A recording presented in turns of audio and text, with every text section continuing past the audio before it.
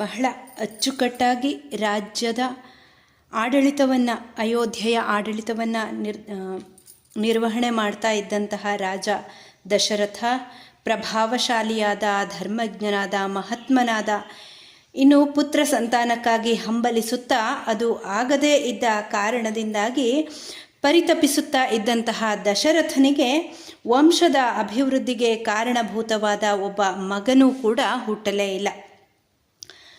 ಈ ಮಕ್ಕಳಿಲ್ಲ ಅನ್ನುವಂಥದ್ದೇ ಆತನಿಗೆ ಒಂದು ದೊಡ್ಡ ಚಿಂತೆಯಾಗಿತ್ತು. ಸದಾ ಅವನು ಅದೇ ಚಿಂತೆಯಲ್ಲಿ ಮಗ್ನನಾಗಿರ್ತಾ ಇದ್ದ. ದೈವಾನುಗ್ರಹದಿಂದಲಾದರೂ ಮಕ್ಕಳನ್ನು ಪಡೆಯಲಿಕ್ಕೆ ಯಾಕೆ ಯತ್ನಿಸಬಾರದು, ಮಕ್ಕಳನ್ನು ಪಡೆಯಲು ಸಂಕಲ್ಪಿಸಿ ಅಶ್ವಮೇಧ ಯಾಗವನ್ನು ಏಕೆ ಮಾಡಬಾರದು ಎಂಬಂತಹ ಆಲೋಚನೆಯು ಆ ಮಹಾತ್ಮನಾದಂತಹ ದಶರಥನ ಮನಸ್ಸಿನಲ್ಲಿ ಒಮ್ಮೆ ಹುಟ್ಟಿ ಬರುತ್ತೆ.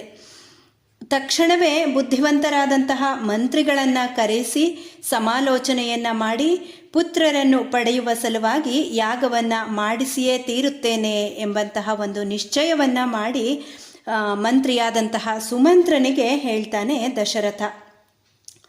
ಈಗಲೇ ಹೋಗಿ ನನ್ನ ಗುರುಗಳಾದಂತಹ ವಸಿಷ್ಠರನ್ನು, ವಾಮದೇವಾದಿ ಪುರೋಹಿತರನ್ನು ಇಲ್ಲಿಗೆ ಕರೆದುಕೊಂಡು ಬಾ ಎಂಬುದಾಗಿ ಶೀಘ್ರಗಾಮಿಯಾದಂತಹ ಸುಮಂತ್ರ ಒಡನೆಯೇ ಹೋಗಿ ವೇದಾಂಗ ಪಾರಂಗತರಾದಂತಹ ಅವರೆಲ್ಲರನ್ನು ರಾಜನ ಆಣತಿಯಂತೆ ಮರ್ಯಾದೆಯೊಡನೆ ಅರಮನೆಗೆ ಕರೆದುಕೊಂಡು ಬರ್ತಾನೆ.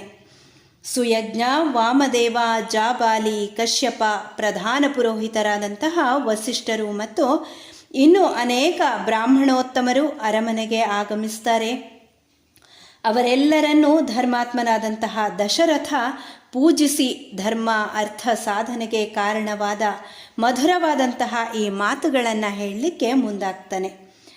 ಬ್ರಾಹ್ಮಣೋತ್ತಮರೇ, ಪುತ್ರಾರ್ಥವಾಗಿ ಅನುದಿನವೂ ವಿಲಪಿಸುತ್ತಿರುವಂತಹ ನನಗೆ ಜೀವನದಲ್ಲಿ ಸುಖ ಎಂಬುವಂಥದ್ದೇ ಇಲ್ಲವಾಗಿದೆ.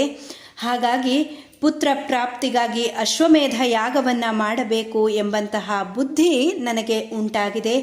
ಇಂತಹ ಮಹಾಯಾಗಗಳನ್ನು ಮಾಡುವಾಗ ಅನೇಕ ವಿಘ್ನ ಪರಂಪರೆಗಳು ಪ್ರಾಪ್ತವಾಗುವುದು ಎಂಬುದನ್ನು ಕೂಡ ನಾನು ಕೇಳಿದ್ದೇನೆ.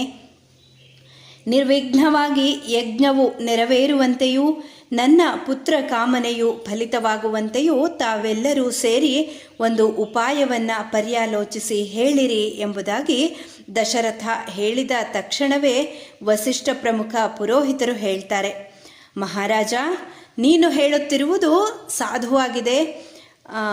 ಸುಪ್ರೀತರಾದಂತಹ ಆ ವಿಪ್ರೋತ್ತಮರು ದಶರಥನಿಗೆ ಅಶ್ವಮೇಧ ಯಜ್ಞದ ವಿಷಯವಾಗಿಯೂ ಕೂಡ ಎಲ್ಲ ವಿಚಾರಗಳನ್ನು ಹೇಳ್ತಾರೆ. ತಕ್ಷಣವೇ ಯಜ್ಞೋಪಕರಣಗಳು ಸಿದ್ಧವಾಗಲಿ, ಅಶ್ವದ ವಿಮೋಚನೆಯಾಗಲಿ ಎಂಬುದಾಗಿ ಬ್ರಾಹ್ಮಣರೆಲ್ಲರೂ ಹೇಳ್ತಾರೆ. ಹಾಗೆ ಮುಂದುವರಿಸ್ತಾರೆ. ಸರಯೂ ನದಿಯ ಉತ್ತರ ತೀರವು ಯಜ್ಞಕ್ಕೆ ಪ್ರಶಸ್ತವಾದಂತಹ ಪ್ರದೇಶವಾಗಿದೆ. ಅಲ್ಲಿಯೇ ಯಜ್ಞ ವೇದಿಕೆಯು ನಿರ್ಮಾಣವಾಗಲಿ. ನೀನು ನಿಶ್ಚಯವಾಗಿಯೂ ಪುತ್ರರನ್ನು ಪಡೆಯುವೆ, ಇದರಲ್ಲಿ ಯಾವುದೇ ಸಂಶಯ ಕೂಡ ಇಲ್ಲ. ಪುತ್ರಾರ್ಥವಾಗಿ ನಿನಗೆ ಅಶ್ವಮೇಧ ಯಾಗವನ್ನು ಮಾಡಬೇಕು ಎಂಬಂತಹ ಬುದ್ಧಿ ಉಂಟಾಗಿರುವ ಕಾರಣದಿಂದಲೇ ನಿನಗೆ ಮಕ್ಕಳಾಗಿಯೇ ತೀರುವುದು ಎಂಬುದನ್ನು ನಿಶ್ಚಯಿಸಿ ಹೇಳಬಹುದಾಗಿದೆ. ಬ್ರಾಹ್ಮಣರ ಈ ಮಾತುಗಳನ್ನು ಕೇಳಿದ ತಕ್ಷಣವೇ ದಶರಥನಿಗೆ ಬಹಳ ಸಂತೋಷವಾಗುತ್ತೆ. ವಿಕಸಿತವಾದ ದೃಷ್ಟಿಯಿಂದಲೇ ತನಗೆ ಉಂಟಾದಂತಹ ಆನಂದದ ಆಧಿಕ್ಯವನ್ನು ಹೊರಸೂಸುತ್ತಾ ಅಮಾತ್ಯರಿಗೆ ಹೇಳ್ತಾನೆ. ನನ್ನ ಗುರುಗಳು ಹೇಳಿದಂತೆ ಯಜ್ಞೋಪಕರಣ ವಸ್ತುಗಳು ಕೂಡಲೇ ಸಿದ್ಧವಾಗಲಿ. ರಕ್ಷಣೆಯಲ್ಲಿ ಸಮರ್ಥರಾದಂತಹ ಯೋಧರೊಡನೆಯೂ ಋತ್ವಿಜರೊಡನೆಯೂ ಅಶ್ವಮೇಧದ ಕುದುರೆಯನ್ನು ಯಥಾವಿಧಿಯಾಗಿ ಬಿಟ್ಟು ಬಿಡಿರಿ. ಅಶ್ವರಕ್ಷಣೆಯಲ್ಲಿ ಸಮರ್ಥರಾದ ಯೋಧರು ಮತ್ತು ಪುರೋಹಿತರು ಕುದುರೆಯನ್ನು ಅನುಸರಿಸಿ ನಡೆಯಲಿ. ಸರಯೂ ನದಿಯ ಉತ್ತರ ತೀರದಲ್ಲಿ ಯಜ್ಞವೇದಿಕೆಯ ನಿರ್ಮಾಣವಾಗಲಿ. ವಿಘ್ನ ನಿವಾರಕಗಳಾದಂತಹ ಶಾಂತಿಗಳು ಕಲ್ಪೋಕ್ತ ಪ್ರಕಾರವಾಗಿಯೂ ಶಾಸ್ತ್ರೋಕ್ತ ಪ್ರಕಾರವಾಗಿಯೂ ನಡೆಯಲಿ. ಪ್ರಪಂಚದಲ್ಲಿರುವ ಎಲ್ಲ ರಾಜರು ಈ ಯಜ್ಞವನ್ನು ಮಾಡಬಹುದು. ಆದರೆ ಈ ಮಹಾಯಜ್ಞದಲ್ಲಿ ಸ್ವಲ್ಪ ನ್ಯೂನಾತಿರೇಕಗಳು ಉಂಟಾದರೂ ಒಡನೆಯೇ ಕರ್ತೃವಿಗೆ ಅನರ್ಥ ಉಂಟಾಗಿಬಿಡುತ್ತದೆ. ವಿದ್ವಾಂಸರಾದ ಬ್ರಹ್ಮರಾಕ್ಷಸರು ಈ ಯಜ್ಞದಲ್ಲಿ ಉಂಟಾಗಬಹುದಾದಂತಹ ನ್ಯೂನಾತಿರೇಕಗಳನ್ನೇ ಹುಡುಕುತ್ತಿರುತ್ತಾರೆ. ಇದರ ಫಲವಾಗಿ ಯಜ್ಞಕರ್ತೃವು ಒಡನೆಯೇ ನಾಶ ಹೊಂದಿಬಿಡುತ್ತಾನೆ.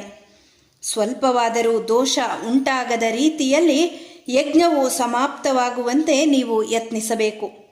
ಈ ವಿಷಯವನ್ನು ನಿಮಗೆ ಒತ್ತಿ ಹೇಳಬೇಕಾದಂತಹ ಕಾರಣವೇನೂ ಇಲ್ಲ. ನೀವೆಲ್ಲರೂ ಈ ಪ್ರಕ್ರಿಯೆಗಳಲ್ಲಿ ನಿಪುಣರಾಗಿದ್ದೀರಿ. ಪಾರ್ಥಿವೇಂದ್ರನಾದ ದಶರಥನು ಹೇಳಿದ ವಾಕ್ಯವನ್ನು ಕೇಳಿ ಮಂತ್ರಿ ಪ್ರಮುಖರು ತಮ್ಮ ಆಜ್ಞಾನುವರ್ತಿಗಳಾಗಿ ತಾವು ಹೇಳಿದಂತೆಯೇ ಮಾಡುತ್ತೇವೆ ಎಂಬಂತಹ ಪ್ರತ್ಯುತ್ತರದಿಂದ ಗೌರವದಿಂದ ಮಾತನಾಡ್ತಾರೆ. ಹಾಗೆಯೇ ಬ್ರಾಹ್ಮಣರು ಮುಂದಿನ ಚೈತ್ರ ಮಾಸದ ಪೌರ್ಣಿಮೆಯಂದು ಯಜ್ಞವನ್ನು ಆರಂಭಿಸಬಹುದು ಎಂದು ಹೇಳಿ ರಾಜನನ್ನು ಆಶೀರ್ವದಿಸಿ ಅವನ ಅನುಮತಿಯನ್ನು ಪಡೆದು ತಮ್ಮ ತಮ್ಮ ನಿವಾಸಗಳಿಗೆ ತೆರಳುತ್ತಾರೆ. ರಾಜನು ಅರಮನೆಯಿಂದ ಹೊರಟ ಬ್ರಾಹ್ಮಣರನ್ನು ಬಾಗಿಲಿನವರೆಗೆ ಹೋಗಿ ಕಳುಹಿಸಿಕೊಟ್ಟು ಪುನಃ ಬಂದು ಅಮಾತ್ಯರನ್ನು ಉದ್ದೇಶಿಸಿ, ನೀವು ಈ ಕೂಡಲೇ ಋತ್ವಿಜರು ಆಜ್ಞೆ ಮಾಡಿರುವ ಯಜ್ಞ ಸಂಭಾರಗಳನ್ನು ಸಿದ್ಧಪಡಿಸಿರಿ ಎಂಬುದಾಗಿ ಹೇಳ್ತಾನೆ.